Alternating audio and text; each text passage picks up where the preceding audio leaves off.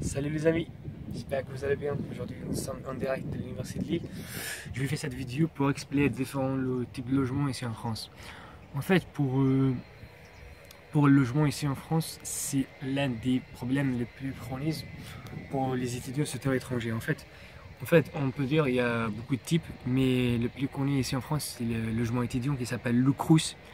On peut citer aussi en fait les logements particuliers, voilà, ou bien logement chez un particulier. Ok, si on commence par le moins intéressant. En fait, le moins intéressant, c'est si on est chez quelqu'un.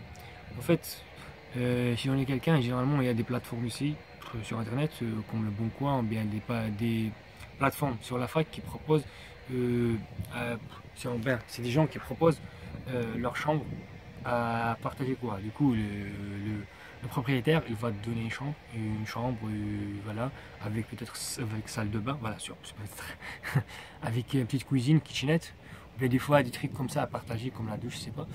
Après, tu payes. Généralement, on paye on peut dire jusqu'à 300. 300, 250 comme ça, jusqu'à 500. En fait, ça dépend des villes. En petite ville, généralement, c'est 250, 300. Les grandes villes, comme Paris, tout ça, on peut monter jusqu'à 450, 500. Voilà, bref. Ça, c'est le premier type de logement. C'est le logement voilà, pas chez un particulier. Le deuxième type, c'est que c'est le logement. Voilà, si tu loues un studio, quelque chose comme ça. Ça aussi, c'est pas mal aussi, mais sincèrement, pour un étudiant, c'est un peu chiant parce qu'en fait, je vais vous dire c'est quoi la différence entre, bon, côté financier, la différence entre un logement particulier, voilà, et le crous. En fait, c'est le particulier, en fait, c'est par exemple, supposons que tu payes 400 euros, voilà, donc chaque mois, tu dois payer 400 euros. Mais, par exemple, si tu n'as pas d'argent pour payer, l'autre, il va appeler vers ton garant qui t'a déjà fait, ou bien il va t'exclure quoi. Ça, ce n'est pas le cas dans le crous. Le crous, imaginez, moi sincèrement, des fois je me trouve, si tu n'as pas d'argent, si tu as beaucoup de travail, pardon, tu as beaucoup d'idées, tu n'as pas le temps de travailler, le crous tu peux par exemple rester 2 3 mois sans payer quoi. Voilà. Du coup, côté sincèrement, surtout côté petite ville, moyenne ville, tout ça, je conseille le crous. Voilà. Euh, pour moi, pour mon avis, quoi. En fait, pour qualité, pour qualité par exemple de tranquillité, de sécurité, il n'y a pas mieux chez pour quelqu'un. Mais pour question de finances, tout ça, moins charité, c'est pas mieux l'autre aussi. Pas mieux le cause. Donc, du coup, en fait, ça dépend votre finance, quoi. Donc, pour un petit budget, tout ça, il n'y a pas mal de courses. En fait, pour le course, les prix, ça varie entre, en fait, il y a, je pense, jusqu'à 3 4 en fait, il y a 3 4 modèles, voilà. Voilà. Du coup, en fait, vous avez, par exemple, la moins chère, c'est les traditionnels. Ils coûtent généralement 160. C'est presque en France, c'est traditionnel. Les chambres traditionnelles, c'est en fait, elle a 100, 162 exact, 162 euros. C'est pour 9 mètres carrés. Vous avez douche et kitchenette en commun. Donc la douche et l'autre, c'est en commun. C'est des chambres individuelles. C'est 9 mètres carrés. En fait, c'est beaucoup plus, ça ressemble au bled. Mais juste que c'est plus propre. Bon, 9 mètres carrés, ça, c'est pas plus spacieux. Quoi. Voilà, ça c'est pour la traditionnelle. Voilà. Il y a aussi, je pense, à partir de 200 euros, voilà. C'est bon, c'est pas la traditionnelle. On peut dire c'est la traditionnelle avec kitchenette. Voilà, avec kitchenette. Tu payes approximatif 200 euros, voilà. Je trouve pas vraiment intéressant, il n'y a pas vraiment grande différence parce qu'en fait, pour la kitchenette, tu payes 40 euros en plus chaque mois. Du coup, je préfère, sincèrement, si c'était moi, je vais acheter une petite plaque à chauffe-eau, par exemple, pour 20, 30 euros. Comme ça, je paye une fois 30, 40 euros. Je ne peux pas payer chaque fois. Voilà. Ça, c'est pour l'autre. Il y a aussi pour les chambres, aussi, on peut dire conditionnées, voilà, avec une kitchenette, une douche, 9 mètres carrés.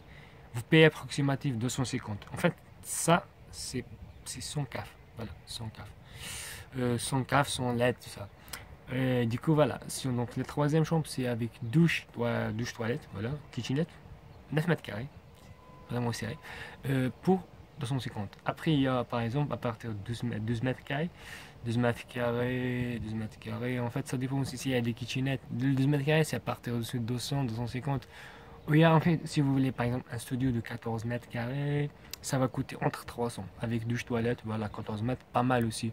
Après, vous pouvez monter jusqu'à 20 mètres pour 500 balles. En fait, ça, c'est des prix sur la cave. Après, généralement, la cave rend par exemple sur les trucs 160. Sur la cave, en fait, si vous travaillez pas, bon, par exemple, 160, c'est 160, vous allez payer 130, quelque chose comme ça. Mais imagine, si vous payez, c'est en fait, si vous travaillez, du coup, ça veut dire vous payez vos impôts, ça veut dire que vous payez approximatif 50, 60. Voilà. Surtout si c'est la première année, donc ça va. Voilà, désolé pour la coupure. Du coup, pour l'autre, par exemple, en fait, l'idéal, c'est d'avoir un petit studio comme ça. Un petit studio de 14 mètres que vous payez normalement, c'est à 300 balles. Voilà. Mais du coup, avec la CAF, les réductions, tout ça, si vous travaillez surtout, vous payez que dalle. Vous payez 70, 80. Voilà, c'est ça l'avantage si vous travaillez. Parce qu'en fait, si vous travaillez, vous allez payer les impôts. Du coup, les impôts là, c'est à ton bon. Voilà. Et c'est en fait, il vous encourage à plus travailler, quoi. Voilà. Voilà. Donc, l'avantage aussi, je trouve, sur le cruise, c'est en fait, et tu vas pas sentir, comment dire ça, tu vois. Surtout si tu viens pour la première fois, une ville, tu connais personne, tout ça, machin. Le meilleur endroit, voilà, le meilleur endroit pour en faire des rencontres, tout ça, c'est pas mieux les résidents, tu vois. Donc, tu vas fréquenter directement sur les étudiants, après, machin, tu vas connaître, tout ça, voilà. Voilà, je pense surtout pour la première année. Après, peut-être, je sais pas, c'est ta deuxième année, si tu taffes tout ça, tu peux louer ailleurs. Mais bon, en fait, ça, je parle pour les petites villes. Mais généralement, sur par exemple, les grandes villes, tout ça, comme Paris, ben, le coup, je vous déconseille. Parce qu'en fait, c'est pas vraiment le truc idéal. Même, il est un peu difficile pour avoir celle-là. Ok, ça, les explications. Bon, n'hésitez pas à me contacter si vous avez des questions. N'hésitez pas aussi à faire un subscribe, abonnez-vous pour il y aura nouveau. Sinon, on vous dit à ciao ciao.